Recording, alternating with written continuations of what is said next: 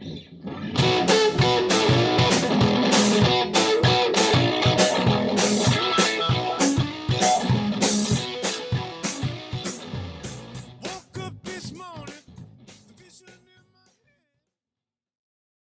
right, welcome everybody to Tales of the Distiller here at the Twisted Tail. My name is George Riley, and this evening I have a great honor of introducing one of the master distillers of our time that has had the most influence on some of the products that you know and love.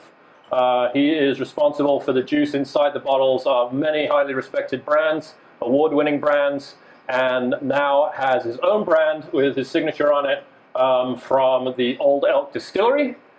Please give a warm Twisted Tail welcome to Greg Metze.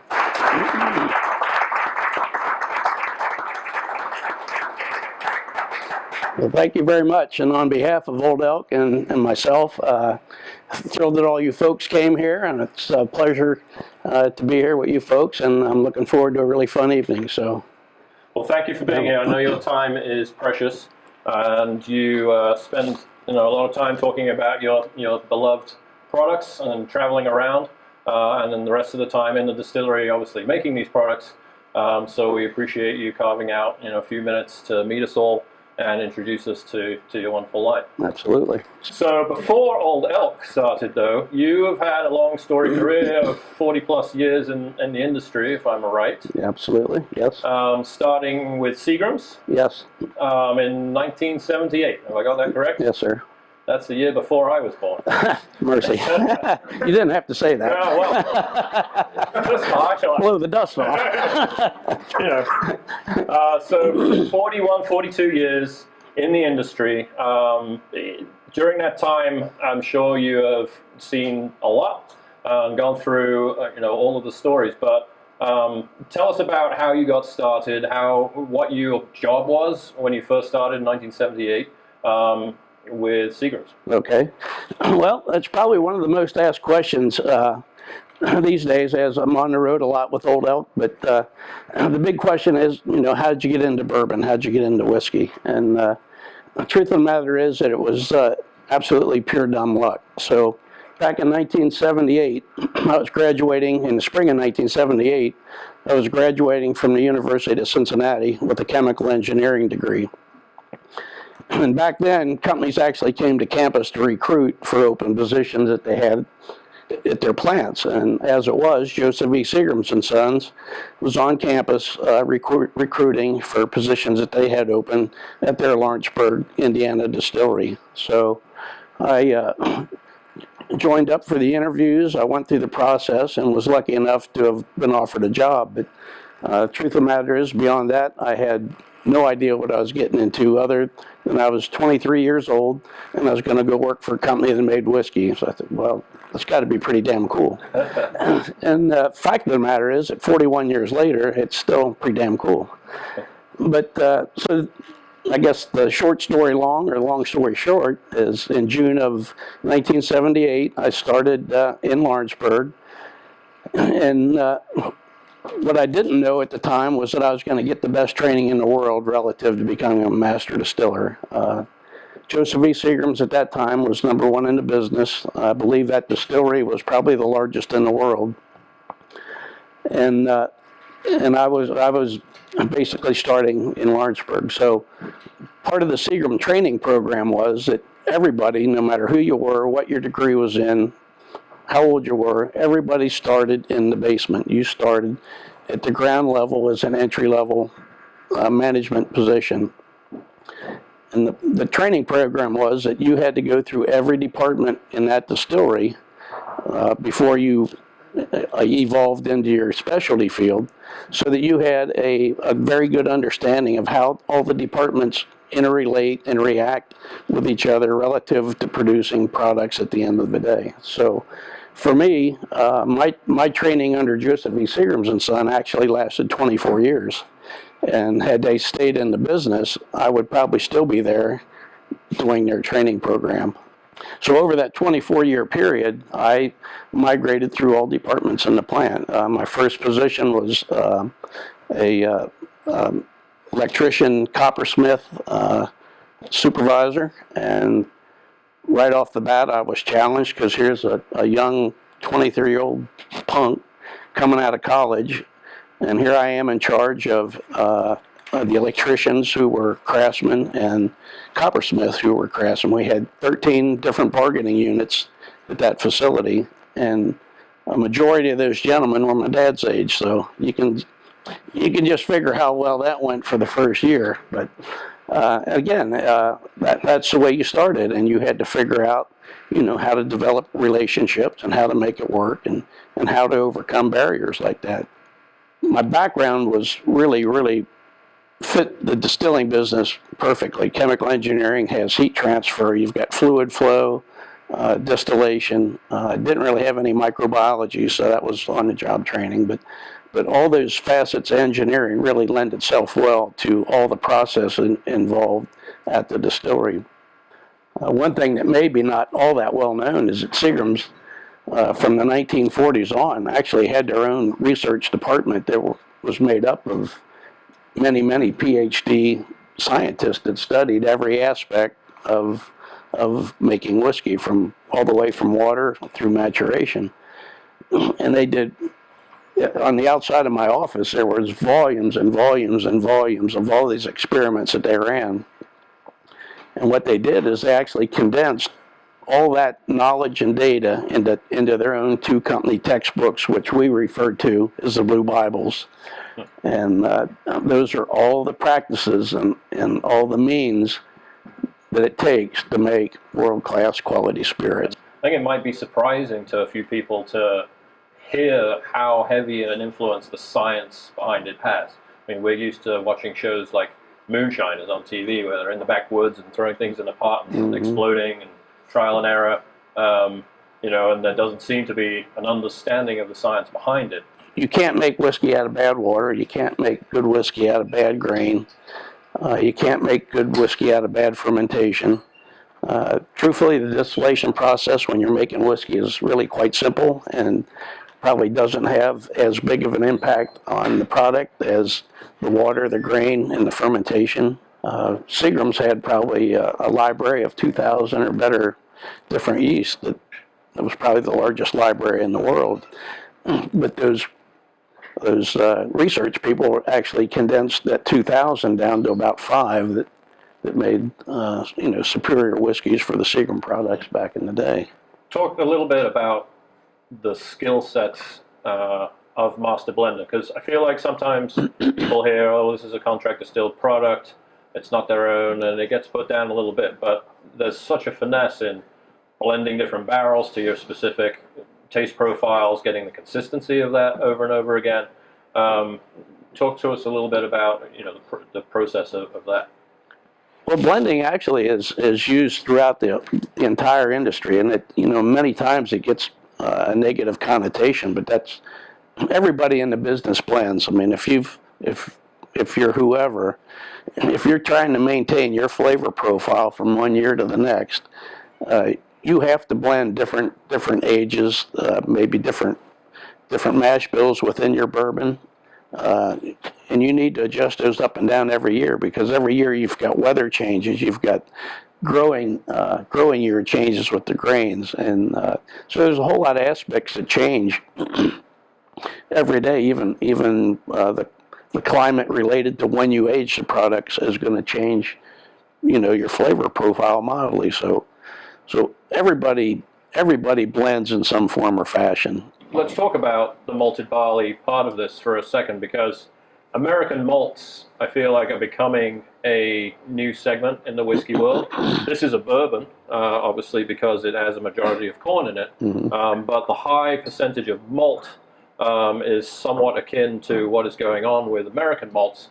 What sort of reasoning do you increase the malt with? The flavor profile, it's obviously more expensive, harder to produce. So what is your reasoning for doing that, other than a unique mash bill? Well, it was primarily to hit those two descriptors that they gave me to work with when they asked me to craft the mash bill: smooth and easy. So by taking the corn down to the minimum, that removes some of the robust characteristics of a bourbon. So this bourbon is not going to be a real in-your-face bourbon. It's going to be a little gentler, and to hit the smooth and easy characteristics, it takes more malted barley to bring that characteristic through. And again, the 15% rye was specific to give it just a little bit of a spice note on top of it.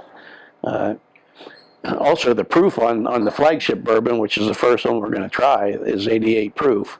And again, that was very intentional on my part. I wanted the proof to be perceived or to be in the premium category from a proof perspective, but I didn't want it so high that it was going to overpower the smooth and easy characteristics that we worked so hard to develop. Let's get into tasting it. So we're going to start off with the Old Elk blended straight bourbon whiskey. So this is the furthest on your left for everybody. If you would remind everybody of the mash bill once again. Yeah, so the first one is what we call flagship Old Elk bourbon. It's 51% corn, the minimum for a bourbon. It's 34% malted barley. It's probably 5 or 6 times higher. I know we advertise 4 or 5, but considerably higher malted barley content than anything else on the market. And then 15% rye for a little bit of spice note. And again, you'll be the first product that you're looking at is 88 proof. So just as a matter of reference, if you hold back a little of that for the next tasting, you'll get to see what the same mash bill does at different proofs and what it does to the flavor profile. Me personally, I like to just swirl it a little bit and then just gently nose it, just to bring in all the aromas that are in there. You know, for me, vanilla comes through, maple comes through, oak obviously comes through, and a little bit of spice just on the nose. But everybody else's palate is very much an individual thing. So what I see may not be what you see. I think it's really velvety on the tongue. The rye comes out afterwards and gives it a nice spice backbone. I would agree with smooth and easy. Mm-hmm. Really nailed it. Now, there's no age statement on this bottle. There's not. So all our brown good products are going to be a minimum of 4 years old. The product that's in this bottle now is in the neighborhood of 5.5 years old. So how many barrels do you have lying down, just ready to be? Well, I think I produced in the neighborhood of 14,000 barrels for Old Elk before I left to join them full time. We have not had any other inventory produced since I left, so we are currently operating off of that inventory, and again, we're in the process of designing and building a full-scale distillery in Fort Collins that will support all of our product needs going forward. I think the beauty or the DNA of Old Elk is one, to be different, try and bring products to the market that are different than everybody else's, which we are doing through our mash bills. One of the other things that we do that is I think unique to the industry is we actually use a slow cut proofing process. Whenever you reduce product distillate from barrel proof to bottling proof, it's actually a heat liberating reaction, and you actually induce a temperature rise into your product. And if you do it in one big step or two, like most everybody else in the industry does, it's actually enough to actually puts enough heat into your product that can actually drive away some of the really delicate, high volatile congeners that you work so hard to develop through your mash bills and cooking, fermentation, distillation, and maturation. So yeah, we're all about super high quality. We're all about being different, and we're all about cutting edge. What was the attraction and the draw that led you from master to distiller career, or even a full career of 78 to 15 or 16 to deciding, okay, I'm going to do something completely different and jump to a different company, become their master distiller? Like what was the carrot that Yeah, well, it actually wound up being quite easy. First and foremost, I met Old Elk 6.5 years ago, and then over that 3.5 year period that I was distilling for them at MGP, and the more I got to know Old Elk company, it was all young, smart passionate people, and they were going to be on the ground floor of something really special. So, you know, when they came to me in March of 17 to ask me to join them full time, it's like, hell yeah. And the other big drawing card was that you know, they were on the ground floor of something special, and I had never been part of building a brand from the ground up. And so for me, I've been involved with, and I'm learning completely different aspects of the industry that I was never part of, which relates to, you know, distribution and sales and marketing and all those types of things. So it's, you know, in many ways, it's sort of reinvigorated my career, because I'm still learning. I'm 42 years in on a career, and I'm still learning new things, and part of something really special. Okay, so the next one in line is the same Old Elk bourbon mash bill, but this product is cast strength, and I believe what we're looking at today is actually a Bevmo store pick. We started a barrel program with Old Elk back in September. Cast strength, you know, across the country and across the market is getting very popular, and you know, we decided to get into that. So again, what you have is cast strength. I think, without looking at the bottle, like our bourbon cast strength run in the neighborhood of 108 or 109 proof coming out of the barrel. So again, the first one you looked at was 88 proof. This is 109, same mash bills, pretty much the same age. And if you want to just compare one against the other, from just to see what the change in proof does to the flavor profile, it's kind of an interesting exercise. But anyway, cast strength, Old Elk bourbon mash bill. Cheers, everyone. We got some smiles in front of us. I think it's going down well. Yeah, more intense flavors coming across. Still, yeah, nice and velvety on the tongue. That rye spice is still popping. Maybe a little bit more of the wood is showing through. I think bring some of the oak characteristics out. Yeah, the oak. Yeah, it's going in exactly the same recipe. It's going in exactly the same proof. Yep. But it's going to be slightly different at the end of its aging process. So that's going to be down to the barrel. Even if they're side by side, they could be very different products. Is that correct? Exactly right. Yeah, you've got variation in wood. You've got variation on you know, how the airflow is around those barrels, depending on where they're at in the warehouse. You know, depending on what floor in the warehouse, the temperature on that floor is going to be different than some of the other floors. So there's lots and lots and lots of variation that each individual barrel sees relative to the other, and that really goes back to why people blend, is because as much as you try to make something the same every day, you can't. So talk us through this next one that we have in front of us. All right, so the next one we have is another mash bill that I created for Old Elk, and it's a 95% wheat and it's 5% malt, so it's a wheat whiskey, but it's on the very end of a wheat whiskey spectrum. Most other wheat whiskeys on the market are in the neighborhood of 51% wheat. Probably have corn and rye in a mash bill. So this is pretty much the real McCoy if you're talking wheat whiskey. And this particular product, I waited till it was 6 years old, because I sampled it at 4 years old and it wasn't ready, and I sampled it at 5 years old and it wasn't ready. And that's, you know, that the mash bill dictates how much age you need to make it, you know, to make it a good quality product. And because of the mash bill at 4 and 5 years old, it just needed more barrel note to carry it as a new category, not a new category, but as a different category. This is cast strength. I think the wheats are running in the neighborhood of 112 proof coming out of the barrel.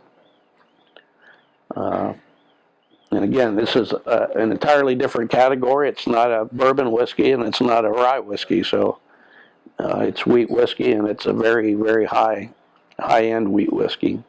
Still nice, smooth, and easy. A little sweeter notes coming through for sure, but soft, which is the wheat showing through. I'm assuming. Is that right? Yes, sir. Yep.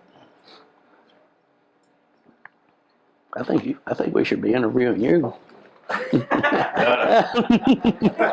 Yeah. I'm just confirming theories. You're that good. maybe not at all. We have one question, so we'll break for that. Can we talk about filtration? What are we using? Are we doing it? We do not chill filter any of our brown goods, and that's intentional.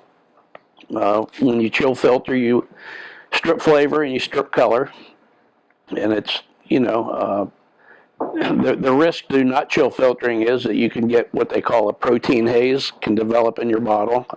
It does not affect the quality of the product whatsoever, and if you shake the bottle, it goes away. But it's basically a protein that can precipitate out that comes from the barrel, and chill filtering eliminates that so that you always have a crystal clear product on the shelf.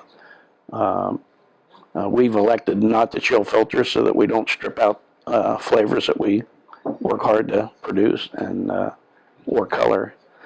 So from a filtration standpoint, really all we do is like paper cartridge filters just to eliminate all the particulate that results from the char coming out of the barrel.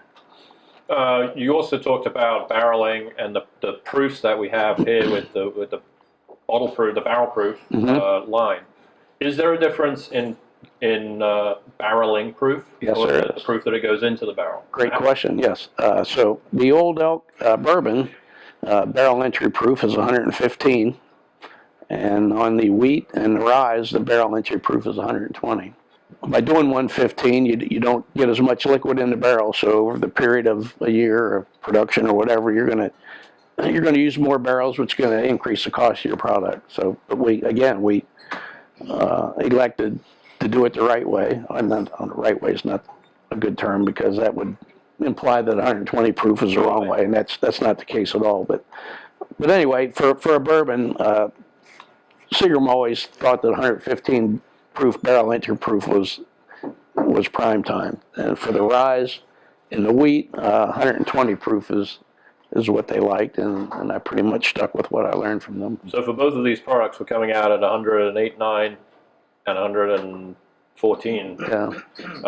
So they both come down. Yes. These haven't been diluted at all. Nope. Very interesting phenomenon, and I wish I could explain it better than I can. Well, I was going to ask you to because you're the scientist there. I thought we were going to get really technical. Well, it really boils down to what molecule I get split off of the ethanol and water's a combined molecule until you get up to 200 proof.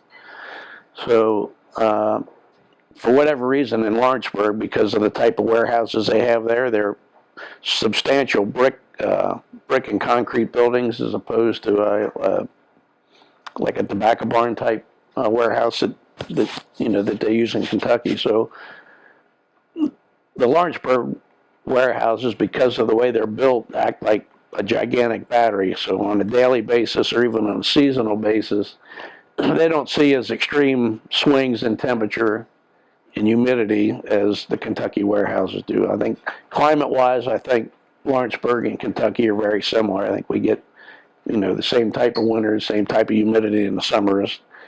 But the warehouses in Lawrenceburg are substantially different than the type that they use in Kentucky. And I guess for that reason, all our aged products always lost proof in Lawrenceburg, and Kentucky almost always gained proof through the aging process. So in Lawrenceburg, the alcohol molecule must split off and migrate through the barrel easier than the water, and therefore we lose proof.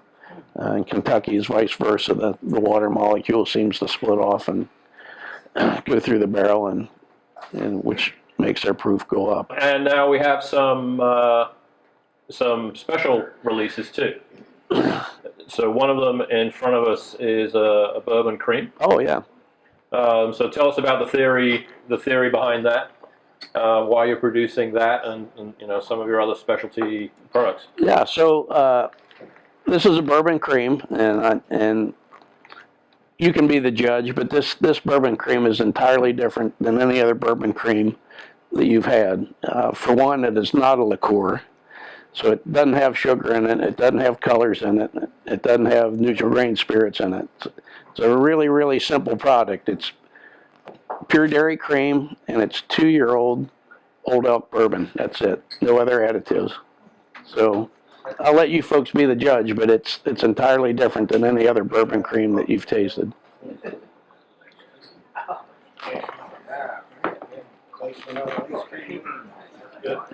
I got some tithering going on here. I call it sneaky good. So literally just the two ingredients that you have in here. That's it. Yep. And so yeah, it's entirely different than all other bourbon creams on the market. What is the purpose of you producing products like this that are a little bit obviously off the traditional realm of the whiskeys? Again, I can speak to the quality of the Old Elk bourbon that's used in it, and the product pretty much speaks for itself anyway. But so you're at a company now which is young in terms of bourbon world, producing these recipes that are more unique than you may find in some of the old school traditional distilleries that we all know. How much of a draw and an enjoyment of the job is it for you to come up with these unique profiles, and what do you think is on the horizon for Old Elk as a company? well, I certainly have other mash bills in mind for the future. I'll have to wait until we get the full-scale distillery built to do that. But I'm not going to tip my hat, but there's certainly new custom mash bills that I have in mind that will more than round out our portfolio. So you said earlier that you're a traditionalist. Mm-hmm, How do you balance that with actually breaking trends and kind of new ground that you're doing here with Old Elk? Well, I think when I use the term traditionalist for myself, it's all about using adopted methods and classic methods and all that relative to producing a product that I guess the untraditional part is creating mash bills that nobody else has put out and offering them to the market, which is really fun.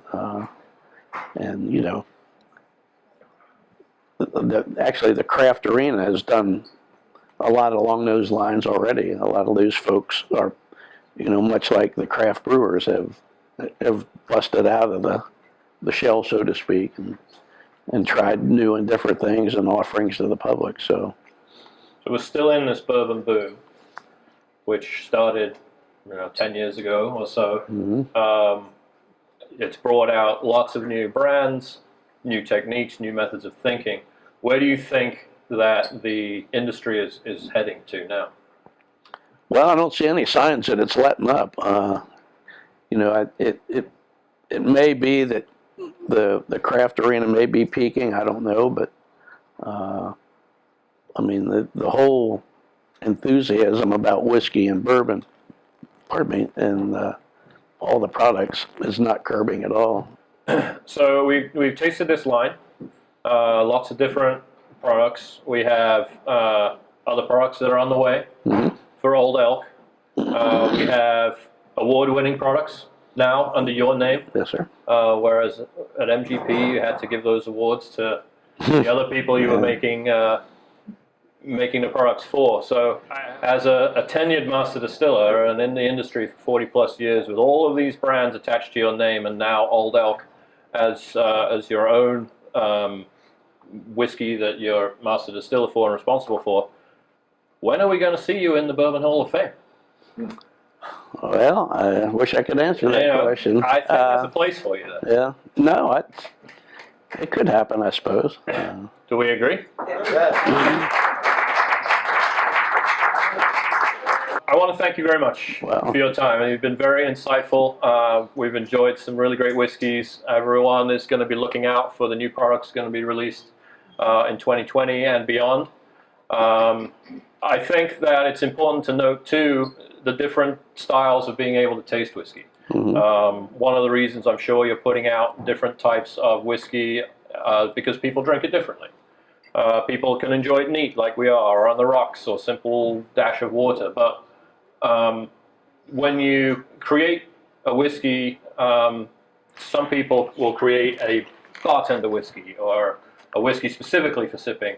So I guess one of the final questions is, do you have intentions for your product, or do you let your consumers enjoy them the way they are? Because we have some cocktails created with them tonight, obviously lots of different ways. No, I've always been totally for the consumer. It's, you enjoy it the way you like it, period. And I've always been a proponent of enjoying it the way you like it. Don't let people pressure you into trying to enjoy something in a way that you don't necessarily like it. Myself, I like mine over the rocks a little bit. Again, that to me is all personal preference, absolutely. So I like enjoying my whiskey with friends. We have a good group of friends. even here better. tonight. Yeah, So I'd like to say cheers. absolutely. Yeah.